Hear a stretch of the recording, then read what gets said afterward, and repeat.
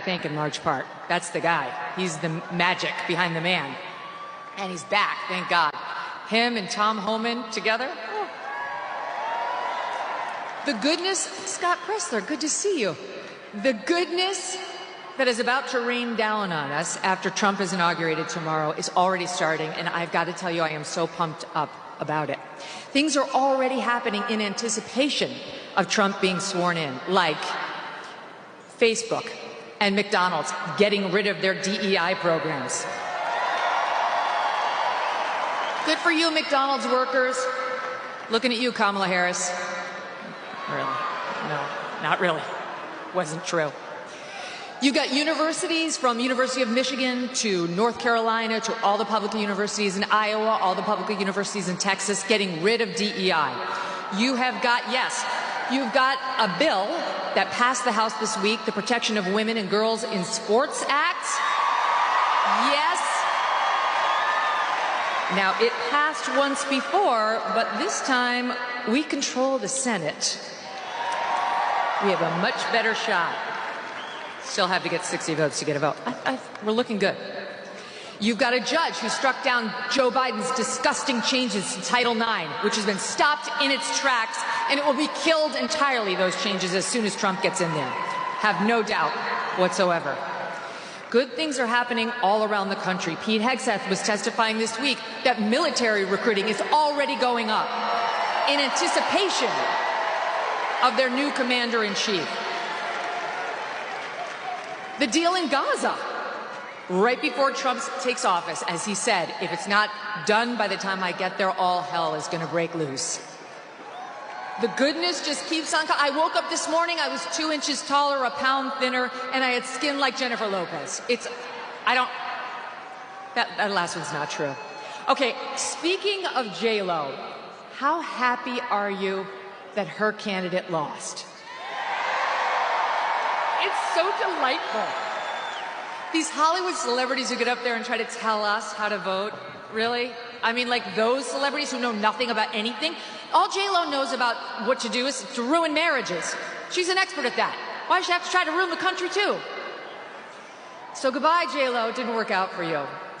Goodbye, Meryl Streep, who showed up at that Oprah event saying, "Oh, Madam President," to Kamala Harris. Madam President.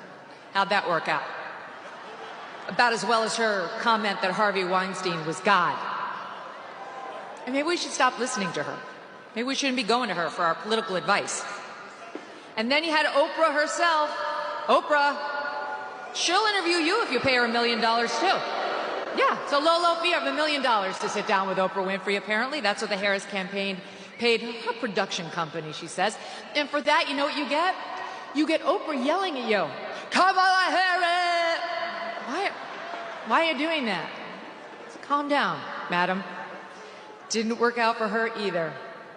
But of course, the fakest person involved on that side of the aisle was the woman at the top, Kamala Harris herself. Thank you. Who pretended that she wasn't the border czar, who pretended that she was middle class, who pretended that she was smart. And the American people did not buy it.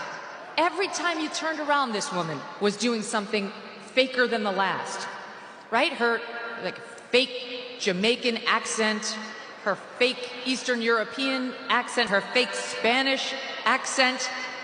It was like spending a day at Joe Biden's southern border. Nonstop, right? We gonna win. It's not how it went, right? But my favorite was the preacher accent. Joy cometh in the morning. She wasn't wrong about that. It came at about 1:22 a.m. on election night when the election was called for Donald J. Trump. I felt it. I've been thinking so much about Trump, especially today and this week. I know you have too. Praying for him, praying for his family. Thankful to them. I mean, think about it. I interviewed Trump about a year plus ago and asked him, why are you doing this? You could be in Scotland, you could be at your golf courses. It's because he loves the country. And he wasn't done yet. And we're not done with him. So God bless him and the family for making this sacrifice and doing public service. Same with J.D. Vance and the cabinet members, all of whom need our prayers and support. But I'm also thinking of all of you. I'm thinking about you. I'm thinking about Americans who got us here.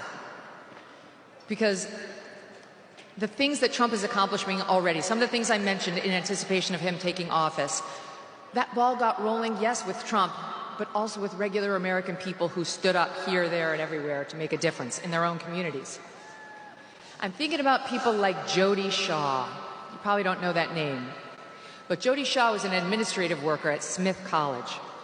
She didn't make a lot of money, single mom, 2 kids.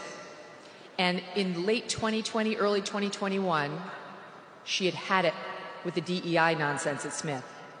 So she made a Facebook video and she posted it. And little Jody Smith, who is sweet and quiet and not one to shake the tree, said, "I don't want to be forced to talk about my race at work anymore. I don't want to be told that I have implicit bias because I'm white. I don't want to have to enforce segregated dorms. Please stop making me do this." And Smith unleashed holy hell on her. Smith, this super tolerant college, okay, made it, she alleged later, untenable for her to stay. She got forced out of her job.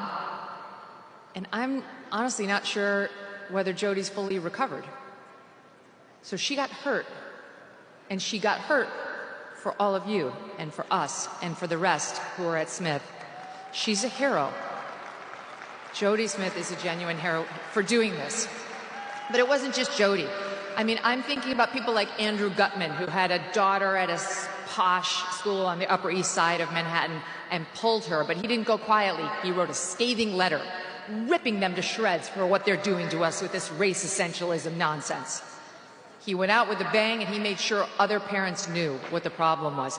Jason Riley of the Wall Street Journal, you may see him on Fox News sometimes, and his wife Naomi Schaefer Riley, who pulled their mixed-race daughters from a school in Rye, New York, and made a point of doing it because that school thought that their mixed-race daughters were desperate to talk about their blackness all the time, and they found out the hard way those kids really just wanted to learn math. These battles are being won piece by piece, one at a time. And there are so many others. I'm thinking about the 14-year-old girls in Wisconsin who had an 18-year-old guy come in there naked into their showers after gym. I'm thinking about the young woman in Massachusetts who just wanted to play field hockey and suddenly got all of her teeth knocked out because a boy played for the other team posing as a girl. How do we know about these stories? Because people were outraged. Citizens went to the news. They went to their principals. Girls spoke out one by one and got the ball rolling on change. And change is coming. All of you wearing the MAGA hats. It used to be an act of civil disobedience, right? Yes, sir, defiance of a registered order that didn't want to hear from you. But wearing that hat for much of the past 8 years has been an act of courage, too. And I know just because you're here, that you had your moments in your own communities, whether it was online or at the bowling alley or at the restaurant or at school, where you stood up for one of these same issues, where you had to tell somebody you didn't want to be reduced to skin color, where you said, I prefer the days when we didn't make a thing out of that, where you had to tell somebody that boys cannot become girls and girls cannot become boys.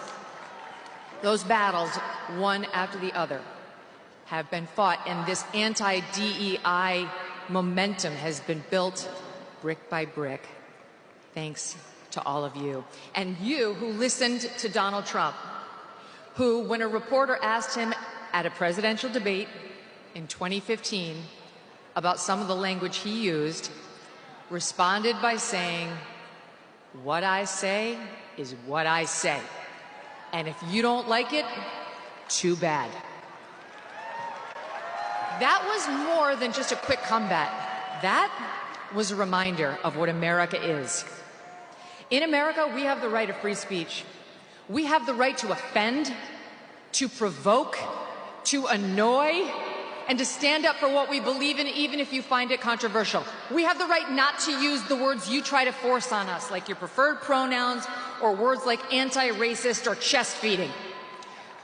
We are reminded of that daily by President Trump, who would never bow to the woke mob. Just ask Brett Kavanaugh, who will be swearing in J.D. Vance tomorrow as he, Kavanaugh, sits in his robes as an Associate Justice of the U.S. Supreme Court. So I thank all of you for being part of the Trump movement and for bringing these changes upon us and for bringing Donald Trump back into the office. And a reminder before I go, stay strong. We haven't won the war. We're winning. We've won a bunch of battles, but he's going to need all of you every step of the way. We're going to have to be patient. We're going to have to steel our spines. Do not bend. Never bow. What I say is what I say. God bless you. God bless President Trump. God bless the United States of America.